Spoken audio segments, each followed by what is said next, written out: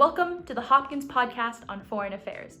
My name is Julia Ahn, and I am joined today by my fellow co-hosts Amanda Yuen and Zach Wheeler. Since the outbreak of COVID-19 from Wuhan in early 2020, Taiwan has succeeded in fighting the virus. Throughout Taiwan, there have only been 446 confirmed cases and 7 deaths to date. Today, we will be discussing what strategies Taiwan has implemented to prevent the outbreak and reopen, and whether these strategies can be extrapolated to other countries.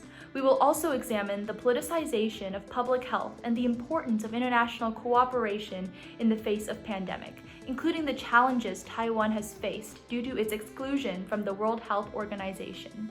Joining us today as our guest is Dr. Chen Chien-jen. Dr. Chen Chien-jen is the former Vice President of Taiwan and a veteran epidemiologist. Dr. Chen served as the Vice President of Taiwan from May 2016 to May 2020. He was also the Vice Minister of Health for Taiwan in 2003, and he oversaw the government's response to the SARS epidemic. Dr. Chen received his Doctorate of Science degree in epidemiology and human genetics from Johns Hopkins University and has since returned to research at Academia Sinica. Thank you, Dr. Chen, for joining us on this podcast. Thank you, Dr. Chen, so much for joining us today. Yeah, it's my pleasure to join you. So in 2003, the SARS epidemic struck Taiwan while you were the Minister of Health. How did Taiwan's previous experiences with SARS better equip Taiwan to respond to COVID-19? Yes, I was the health minister in year 2003 when there was a SARS outbreak. And at that time, we found that there's many flaws and also inadequacy for pandemic control and containment system in Taiwan. So in this SARS outbreak, we found that our Ministry of Health and also our CDC organization has to be improved, and our Communicable Disease Control Act has to be reviewed and amended. And also we find that our healthcare system for infectious diseases needs strengthened, and especially the control of hospital infection. And also we found that the supply of PPE was inadequate at that time. So after the SARS outbreak, we have quite a complete reorganization of our Ministry of Health and also our Taiwan CDC. And we also recruit more than 20 infectious disease physicians in our CDC. And we established our healthcare system for infectious diseases and designated hospitals for different geographical area. And we also strengthened this hospital infection control for all the 700 hospitals in Taiwan. And we found that the stock of this PPE has to be reinforced. So we add this annually supply of PPE, including the face mask, and also this protects any kind of protection gowns and so forth up to the year 2003. So overall, I would say that the SARS outbreak is a big lesson to us and also give us a chance to improve our entire system for epidemic control and containment in Taiwan. Dr. Chen, Taiwan has done an exceptional job at combating COVID-19. So what strategies were implemented by Taiwan in combating COVID-19 that were essential to its success? You have spoken before about the Taiwan model. Could you describe that a little bit? Okay, there are 3 important key elements in the success of COVID-19 containment in Taiwan. The first one is prudent action. The second is rapid response. And the third one is early deployment. With regard to this prudent action, we keep a very stringent surveillance of all the emerging infectious disease in the world, especially in this region. Because mainland China is a country originally have different kind of emerging infectious diseases, such as SARS, H5N1 flu virus, that's avian flu virus, as well as swine African swine flu. So we keep very good vigilance of any kind of emerging infections in China. So when our CDC officer, they from this website, PTT, and they found that there's a report from a local physician of 7 atypical pneumonia cases. And we consider that this is a very serious and accidental and also emergent event. So we immediately informed the World Health Organization through our focal point of international health regulation. And we also informed the China CDC in order to confirm it and to remind them that atypical pneumonia, basically, in mainland China, it means there's a SARS. So it's very serious. So we give them the information and also a request for further confirmation. And in addition to that, from this December 31st last year, we already started our on-board quarantine of all passengers from Wuhan, direct flight. So at that time, we consider our border control has to be strengthened. So we started to raise this travel alert to Wuhan and also to strengthen our border quarantine. And this including this health checkup as well as to have to fill out those so-called quarantine information form, and this including the TOCC, the history of travel, occupation, contact, and cluster information. And so we try to strengthen our border control, and this prudent action is very important. So we start this passenger to come to Taiwan in mid-January. So we start this kind of imported case from China quite early. And the second thing is the rapid response. When we learned that there's a so-called SARS-like diseases in Wuhan, and we know that 7 cases in the hospital for isolation and treatment, it means a lot of infected by the asymptomatic or mild cases in the community. So it's quite likely to spread in the community. So we requested to send 2 experts to Wuhan to have an on-site visit. And when they went there, they asked the question about this cross-contact tracing, and nothing had been done there. So it reminded us that it's really dangerous. So we started to have our hospital infection control program implemented in all the designated hospitals, and also to prepare this negative pressure isolation room for the treatment and the training of our health personnel.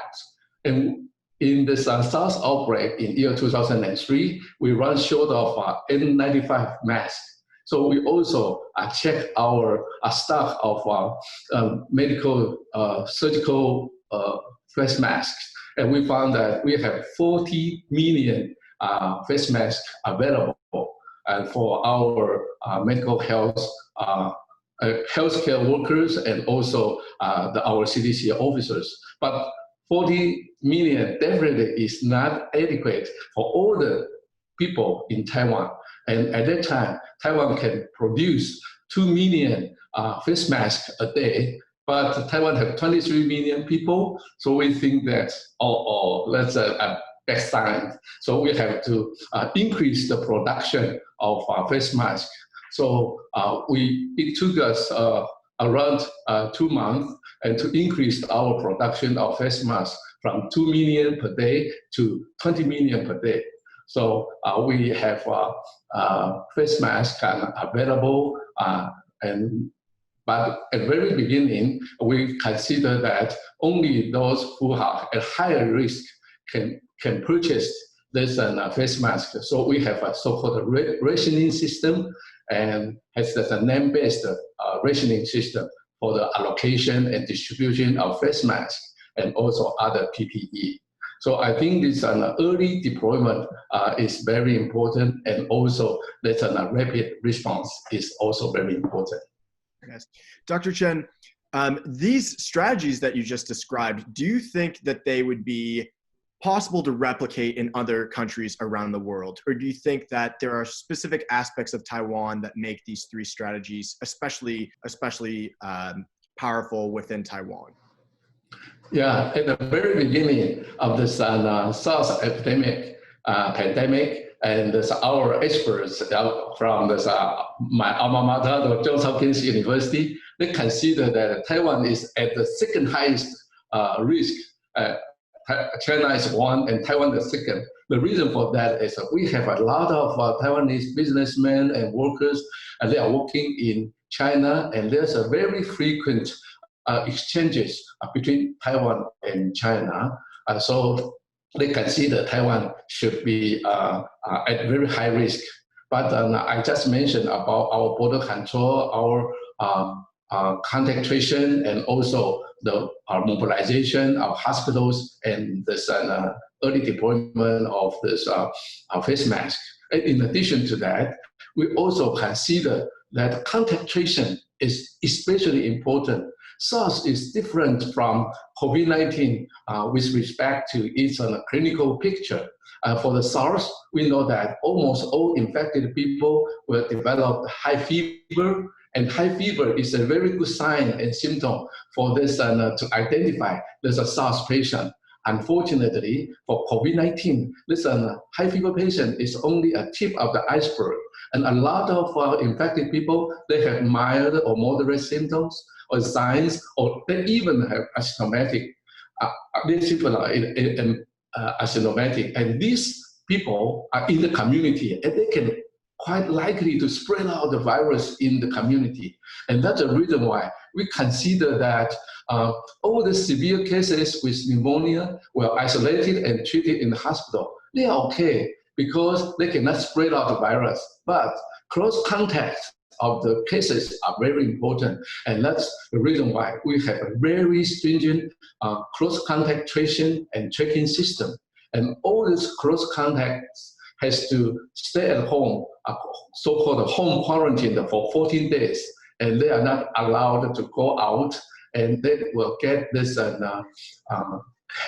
health care or other services care. And we also provide subsidies for those who have not income if they were quarantined, and that's 1,000 NT dollars, around 35 US dollars per day as the subsidies. And so use this way, we try to identify the cross contact. And sometimes the people have poor memory. They cannot recall very well about their 14 days before what activities or events they are engaged in. So we use this on the mobile phone to help them, the smartphone, to help them to identify their location and any kind of event or any person they kept in touch with. So through this way, almost for every identified COVID-19 cases, we can identify 40 to 50 cross contact. Cross contact means they have short distance. Outdoor is 1.5 meters, and indoor that's 1.5 meter, and outdoor that's 1 meter. Short distance dialogue or talk or conversation for more than 10-15 minutes. And we use this kind of definition to identify all this cross contact and to inform cross contact to stay at home. And they also get this mobile phone services, and they will get a mobile phone interview every day, and they have to fill in their health status, temperatures, or any symptom and signs. And if they have any kind of symptom or signs compatible to COVID-19, and we will send an ambulance to their home to take them to designated hospitals. So through this kind of very stringent contact tracing, and also we've got a very good compliance of this people. So fortunately, we can have a very good containment of the COVID-19. And I would like to share with you that in total, by now, we have home quarantined 140,000 people in Taiwan, for everyone for 14 days home quarantine and another 7 days so-called self-health management. And among them, the 140,000 people, only 28 got fined, got punishment because they did not follow this government instruction, and they may go out of home and they got fined and so forth, but only 28. So basically, people in Taiwan, they are quite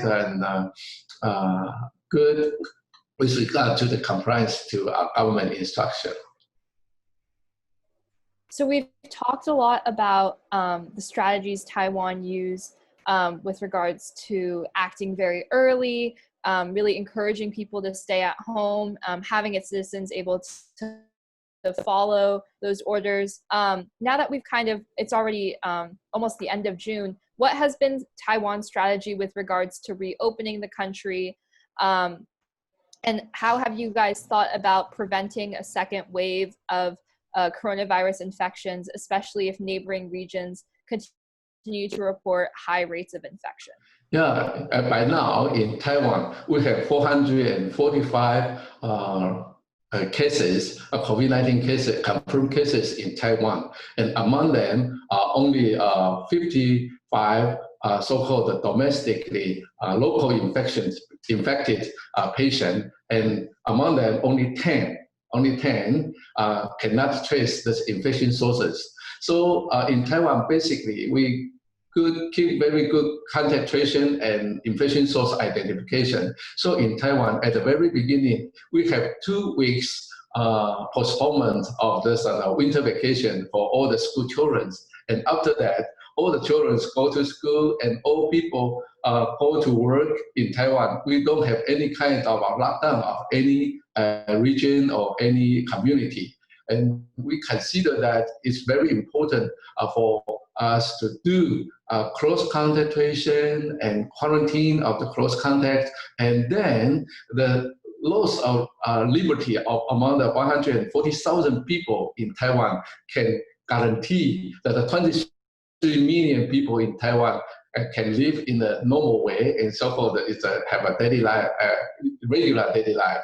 So since there's no lockdown, we have no so-called strict definition of reopening. Because we always open with regard to the people go to work and students go to school. But we have very stringent so-called social distancing program. We ask people to wear face masks if they were in this public transportation and they cannot keep social distancing. I just mentioned about there's a 1.5 meter indoor and 1 meter outdoor. If they cannot keep this kind of distance, and then they have to put on their face mask.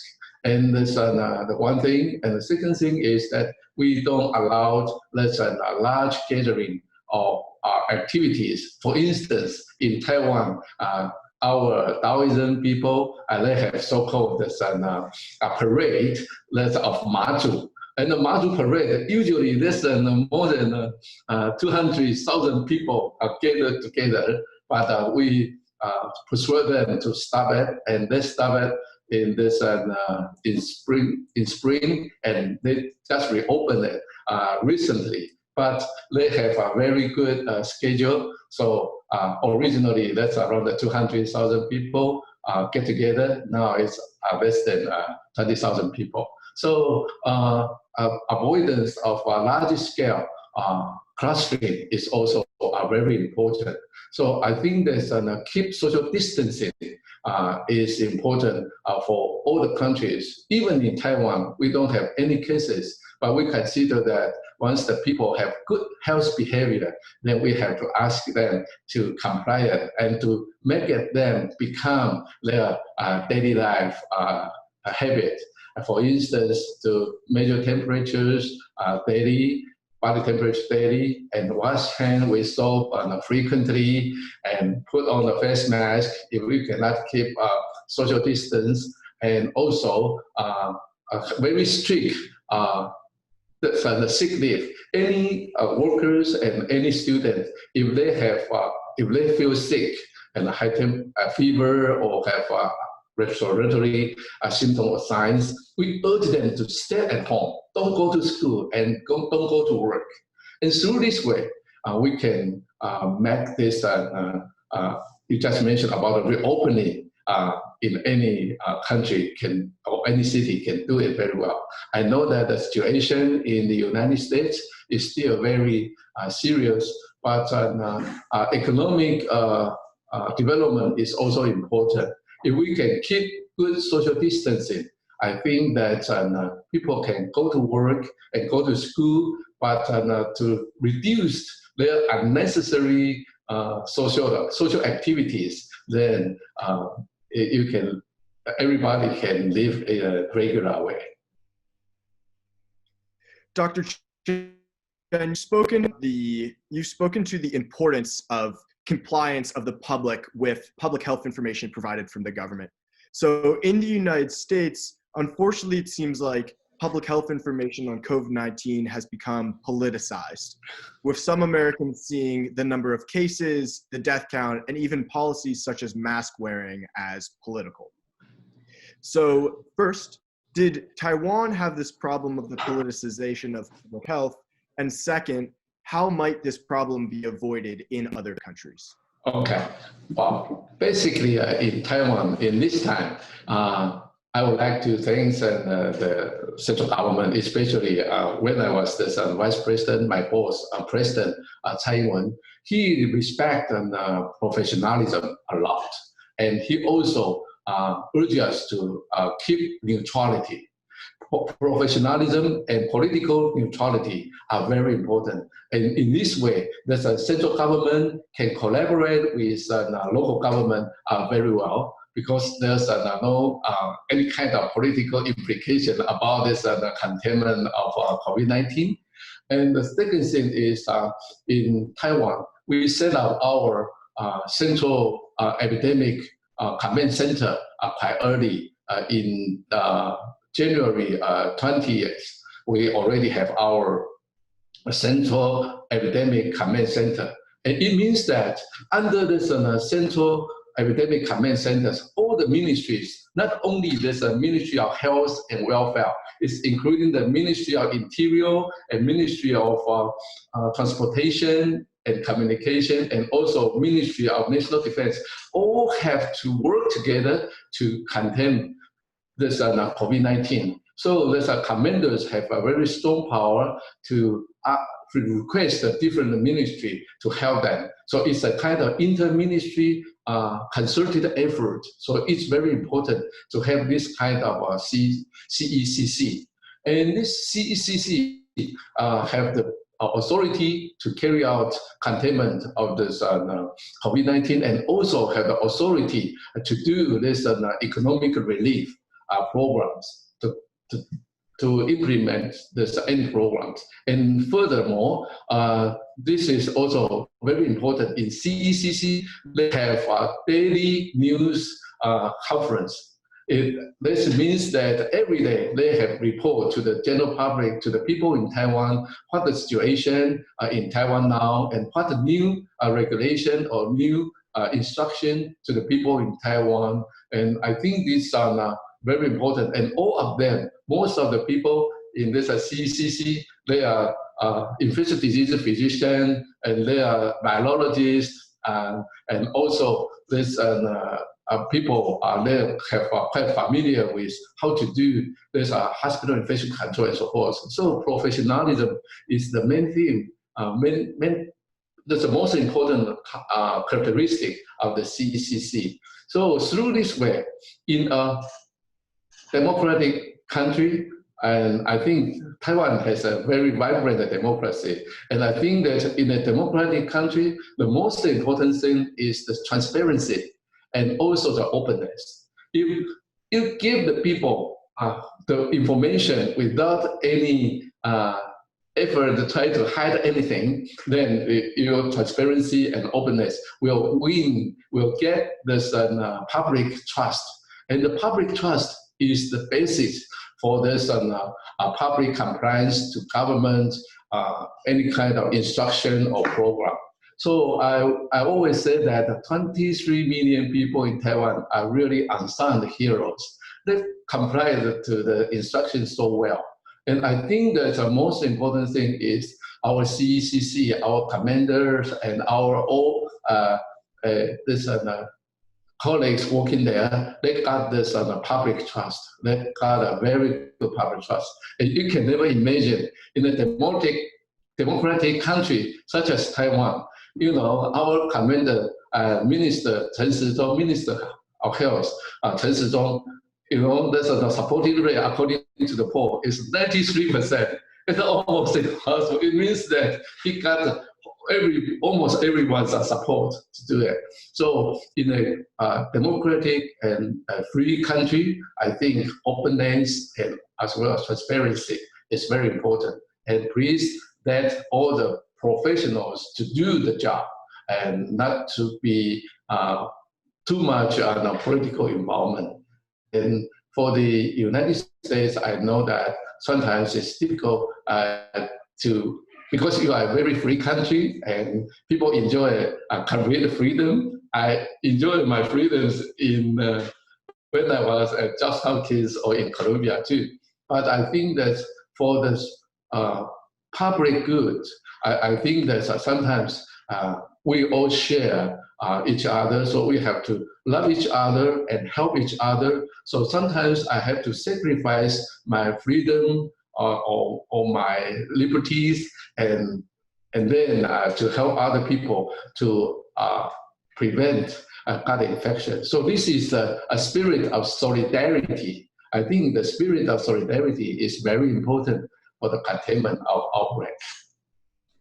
So we've talked about what's been happening in Taiwan domestically, and I wanted to shift gears a little bit. So why do you think international organizations or international collaboration is necessary for responding to COVID-19? In what ways has that helped Taiwan specifically? Okay, nobody can contain the pandemic disease alone, and virus respect no border at all.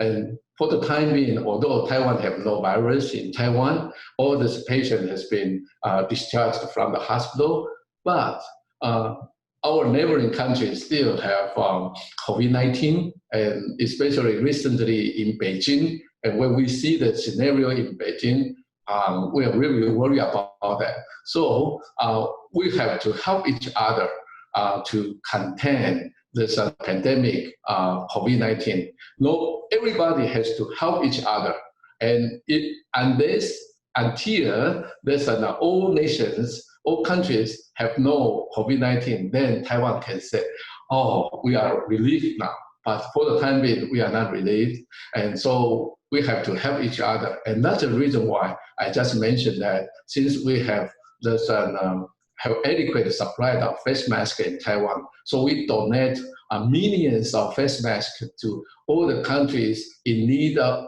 especially their health workers in need of face masks, and we donate them to these countries, and this including the United States, EU countries, and so forth. And we consider if we can help them and they can contain the COVID-19, then all of us are safe. And it is a very good a saying that we are all families in the world. So I think that we definitely have to share. And our President Chen Chien-jen always urges us and say that Taiwan can help and Taiwan is helping. And we also signed this bilateral statement with regard to the COVID-19 containment and R&D. And we would like to collaborate with the United States with regard to this experience and technology sharing and collaboration in R&D to develop this vaccines, antivirals, or other rapid diagnostic, and as well as we can share our most recently breakthrough to using the smart technology for the contact tracing and for the containment of COVID-19. So this is the attitude we have. No one can live as an isolated island and doesn't care about others. So Taiwan is determined to help each other and determined to be involved in the international collaborative effort to combat against this COVID-19. So you've talked previously about Taiwan and its position in the World Health Organization. I'm wondering, can you elaborate on that? How has that been challenging or has changed the way in which Taiwan has approached international collaboration? Yeah, Taiwan has been left out of this global health system of World Health Organization for a long period of time. We are left out as an orphan of the global health. And it is not good for Taiwan because we have the difficulties to get this information from this World Health Organization. And it also prevents us to participate all this technical meeting or even this World Health Assembly held in Geneva. So it limited our possibility to get this good information about any pandemic. So it is bad to Taiwan. And another way, Taiwan has some good experience can share with others, and we are eagerly to help each others, but it also limited our possibility to collaborate with other countries. And we always based on bilateral relationship to improve this global health. And I would like to mention one case that with this United States AIT, American Institute in Taiwan, we have so-called the GCTF, Global Collaboration Training Framework.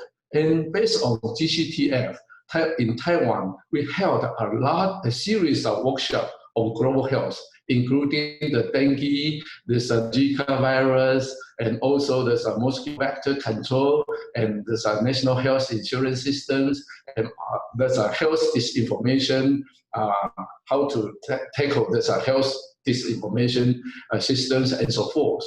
And we do our best and to invite every workshop have 50 to 60 there's experts from 25 to 30 countries. We try to do that, but a lot of participants here said, well, you can do even more if you were in this World Health Organization and you can help us more. And this is true. So let Taiwan to become an observer of the World Health Organization. Basically, it's the so-called three-win policy. That's an World Health Organization wins, and Taiwan wins, and the international community also wins. So Dr. Chen, we've talked a lot about the different ways that Taiwan has been able to manage COVID and even previously SARS. And one of the things that's really unique about the country is, of course, your background as a scientist and epidemiologist. So how has your background and training as a scientist informed or affected your decisions in political office? My training at the Johns Hopkins University really helped me a lot. I'm quite old now, so I was trained from 1979 to 1982. But interestingly, the epidemiology of infectious disease I learned from Dr. Comstock at that time. It's still quite useful. And we all know that COVID-19 by now is an emerging infectious diseases, and there's no diagnostic at the very beginning. And also, even we have the diagnostic, there's no antivirals and there are no vaccines. So we have to use so-called infectious disease epidemiology, ABC, to contain the diseases. The ABC means this early detection and isolation and quarantine and hospital infection control. All these technology and all these experience are very important. And fortunately, I learned a lot from Johns Hopkins University. I would like to thank my professors there. And not only that, after I graduated and came back to Taiwan, I also have a lot of collaboration with my alma maters and colleagues, professors, and this including this different professors in infectious diseases. So this kind of exchanges And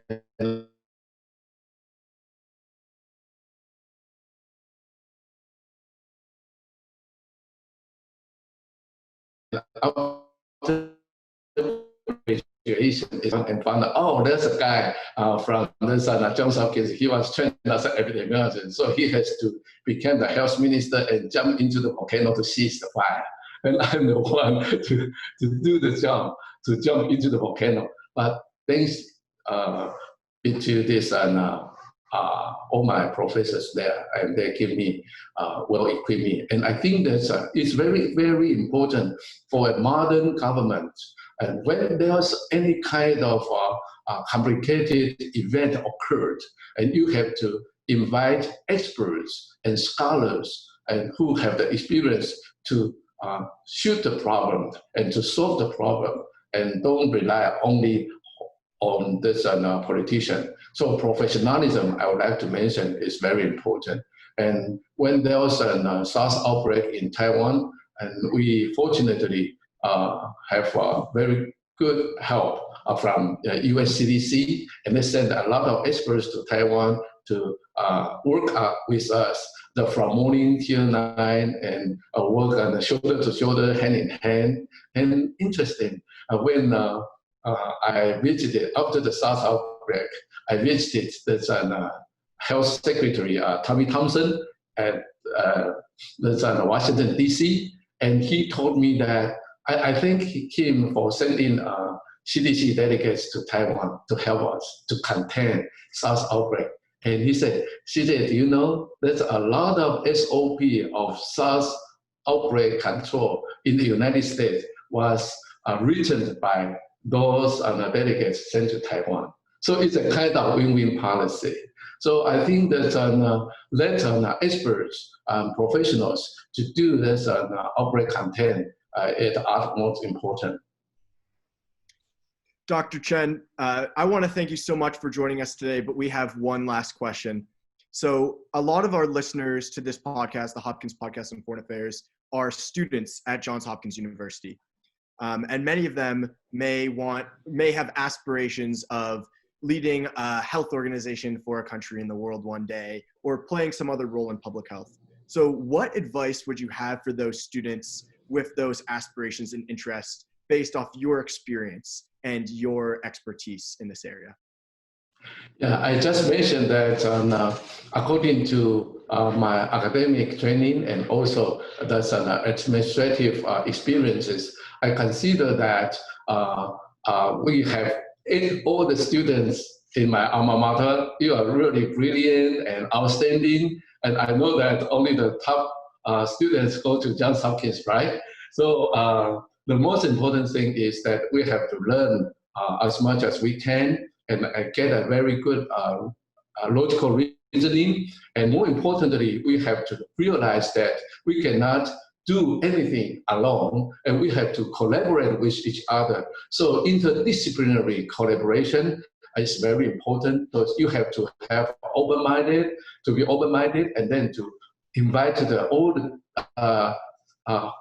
the people to work together with you. So this is one thing I would like to urge you, and not only to improve yourself, make yourself become the leading and outstanding one, and you have to make your colleagues become outstanding as well. And the second thing is that as a good scientist, a good scholar, I think you have the chance to be invited to do this public services. And I would like to share with you a very good saying of Pope Francis. He said that the true power is services. So we all of us have to bear in mind that once we have the authority, we have the power. This is not only for my position or my promotion. The most important thing is the power. The true power is to serve people. So with this kind of belief in heart, I think that we can do much better to serve all the public in your country or even in the world. So I always reminded my colleagues or our young good friends, and we tell them we need to fit to work very well in our entire life career. And the one thing is the wisdom and wisdom comes from the learning, the knowledge. You get a lot of knowledge and experience, but this knowledge and experience can be converted to useful program or project to promote health and to prevent the disease as well.